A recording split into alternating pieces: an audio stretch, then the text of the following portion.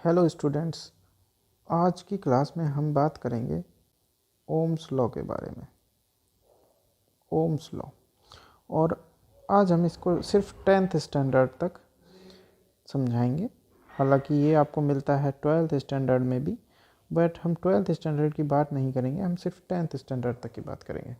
तो देखिए, आप लोगों ने इलेक्ट्रिक करंट के बारे में पढ़ा होगा, इलेक्ट्रिक करंट के बारे में। तो इलेक्ट्रिक करंट क्या होता है?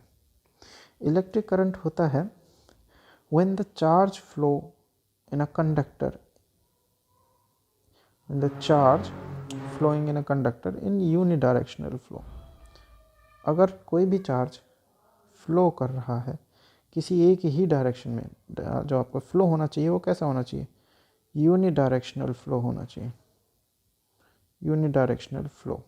क्योंकि रैंडम फ्लो में हम उसे इलेक्ट्रिक करंट नहीं बोलते, तो हम क्या बोलते हैं? जो उसका रेट ऑफ फ्लो है, rate of flow of charge जो है, उसी को हम क्या बोलेंगे? इलेक्ट्रिक करंट बोलेंगे। तो electric current I is equal to हो गया आपका Q अपॉन T। बट सवाल ये है कि किसी भी सर्किट में या किसी भी बॉडी में या किसी भी कंडक्टर में चार्ज फ्लो क्यों होगा? तो उसके लिए हमें एक्सटर्नल वर्क करना पड़ता है, और उसी वर्क को हम बोल देते हैं पोटेंशियल। क्या बोल देते हैं? पोटेंशियल। तो पोटेंशियल, किसी भी पॉइंट का पोटेंशियल क्या होता है? Work done per unit charge. Actually अगर मैं इस चार्ज को, सपोज करिए ये कोई चार्ज है और ये पॉइंट A है और ये पॉइंट B है, इस चार्ज को मैं यहाँ से इस पॉइंट तक लेके जा रहा हूँ जो कि डिस्टेंस L है, तो इसके लिए मुझे वर्क करना पड़ेगा। इसी work done per unit charge को ही मैं इस पॉइंट से इस पॉइंट का पोटेंशियल हम कहेंगे। If this point is B dash, तो हमें ये पता चलेगा कि यहाँ से यहाँ तक इस चार्ज को लेके जाने में जितना काम मैंने किया, ये इस B पॉइंट का पोटेंशियल है। वैसे जब हम इसको ज़्यादा डिटेल में बात करते हैं तब हम बात करते हैं the potential of a point. क्या लिखते हैं? चलिए बता देता हूँ। Potential of a point is equal to amount of work done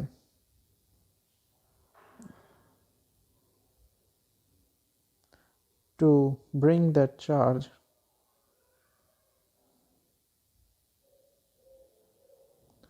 from infinity to that point without acceleration।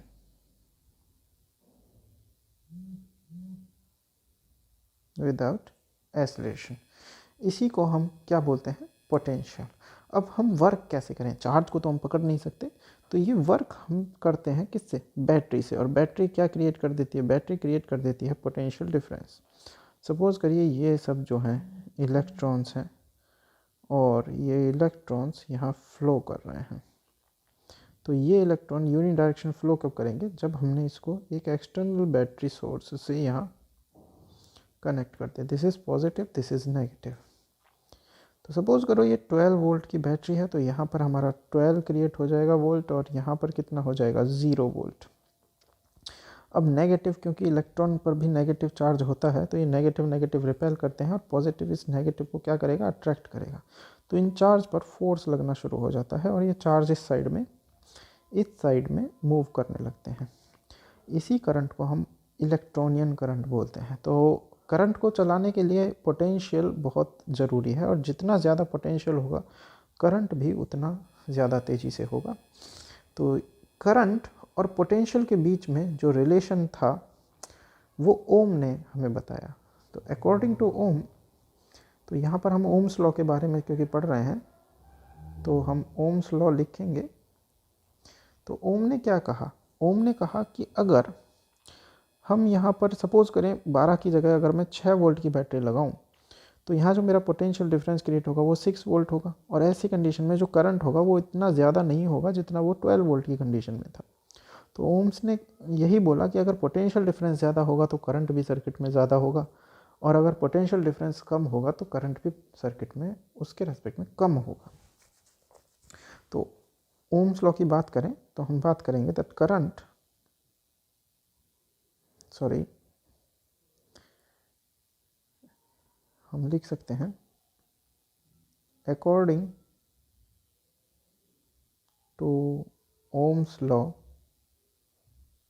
The current flowing in circuit is directly proportional to potential difference. Potential difference across the circuit. तो potential difference हमारा क्या होता है, V is directly proportional to I, और बाद में हमने लिखा V is equal to RI, where R जो था ये था हमारा कांस्टेंट, जिसे बोला जाता है रेजिस्टेंस ऑफ वायर, या जिसके थ्रू भी करंट हमारा फ्लो हो रहा है उसका ये रेजिस्टेंस होगा। तो इस V is equal to I R को ही ओम्स लॉ बोलते हैं, यही हमारा ओम्स लॉ है। तो यहाँ लिखते हैं R is equal to V upon I. इसको हम एक सिमुलेशन की मदद से समझेंगे, और ये जो एनिमेशन है ये PHET लैब्स पर बनाया गया है। तो इसके लिए मैं उनको थैंक्स बोलना चाहूँगा। Thanks for good work. उन्हीं की हेल्प से हमने ये वीडियो को इतना अच्छा बनाया है। ठीक है गाइस, तो चलते हैं सिमुलेशन की तरफ। अभी तक आपने जो भी सीखा है करंट के बारे में, पोटेंशियल के बारे में, वो अभी हम आपको इस सिमुलेशन की मदद से दिखाने की कोशिश करेंगे ताकि आपको और अच्छे से वो समझ में आ जाए। देखिए, सबसे पहले एक वायर ले लेते हैं। इस वायर के साइज़ को हम बड़ा कर लेते हैं। इसमें ये जो आपको नेगेटिव साइन दिख रहे हैं, ये सब क्या हैं? ये हैं इलेक्ट्रॉन्स। बट अभी आप देख रहे हैं कि यहाँ पर ये इलेक्ट्रॉन्स मूव नहीं कर रहे हैं, और क्योंकि ये मूव नहीं कर रहे हैं इसीलिए यहाँ पर इलेक्ट्रिक करंट की वैल्यू भी ज़ीरो है। तो चलिए आपको करंट की वैल्यू दिखाएं। तो देखिए ज़ीरो करंट है यहाँ पर है। इसके बाद हमने क्या किया, करंट कैसे चलेगा? करंट को चलाने के लिए हमें यहाँ पोटेंशियल डिफरेंस क्रिएट करना पड़ेगा। पोटेंशियल डिफरेंस इसके दोनों पॉइंट पर, यहाँ पर और यहाँ पर, इस पॉइंट पर और इस पॉइंट पर हमें पोटेंशियल डिफरेंस क्रिएट करना पड़ेगा। तो पोटेंशियल डिफरेंस कैसे क्रिएट करते हैं? चलिए इसे बैटरी से एक जोड़ते हैं, पर पहले सर्किट को थोड़ा सा बड़ा बना लेते हैं। ये देखिए, एक और वायर ले, इसको यहाँ जोड़ दिया, ये यहाँ पर एक और वायर लिए, उसको हमने यहाँ जोड़ दिया, और एक और वायर ली, जैसे यहाँ जोड़े, और बैटरी को लेकर आए। बैटरी को हमने इसके साथ यहाँ पर जोड़ दिया है। ये तो आप देख रहे हैं अभी करंट बहुत तेज़ चल रहा है और बैटरी हमारी ब्लास्ट हो चुकी है। ऐसा इसलिए हुआ क्योंकि हमारे इस सर्किट के अंदर कोई भी रेजिस्टेंस नहीं है, और रेजिस्टेंस हमने क्या कर रखा है? ज़ीरो।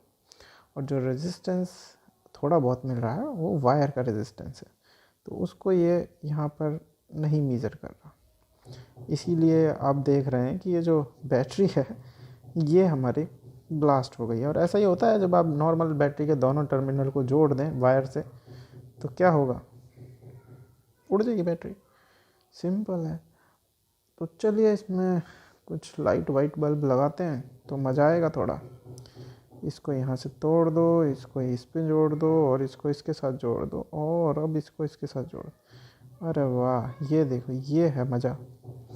और हमारा लाइट बल्ब, क्या बात है, बहुत तेज़ जल रहा है। तो इसे और तेज़ जलाते हैं थोड़ा सा। किससे जलाएं? एक मिनट, इसको जलाते हैं थोड़ा बड़ा और एक बैटरी और ले लेते हैं।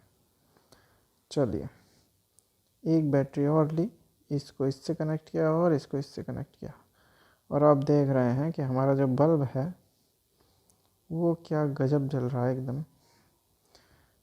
एक और बैटरी लेते हैं फिर, ठीक है, एक और बैटरी ली, जैसा आप टॉर्च में करते हैं, 3 बैटरी से इसको जलाते हैं और ये और ज़ोर से जल रहा है। अब एक और बैटरी लेके आते हैं, अभी मन नहीं भर रहा है। ये बहुत तेज। चलिए इसका करंट मेज़र करते हैं। तो देखिए, करंट को मेज़र करने के लिए जो एमीटर होता है हमारा, उसको हम जो है सीरीज़ में लगाते हैं। तो ये हमने लगा लिया, देखिए 3.60 एम्पियर। अब वोल्ट मीटर से इसका नापते हैं कितना पोटेंशियल डिफरेंस है। तो वोल्ट मीटर को इस पॉइंट पे जोड़ें और दूसरा पॉइंट यहाँ जोड़ें। अब ये देखिए 36 वोल्ट हमें मिल रहा है यहाँ पे। तो इसका मतलब हमारी जो एक बैटरी है वो कितना है, 36/4 वोल्ट। ठीक है, अगर हमें एक बैटरी की वोल्टेज देखनी है तो हम इसको कहाँ जोड़ेंगे, हम इसको यहाँ पर जोड़ेंगे। 9 वोल्ट की बैटरी है।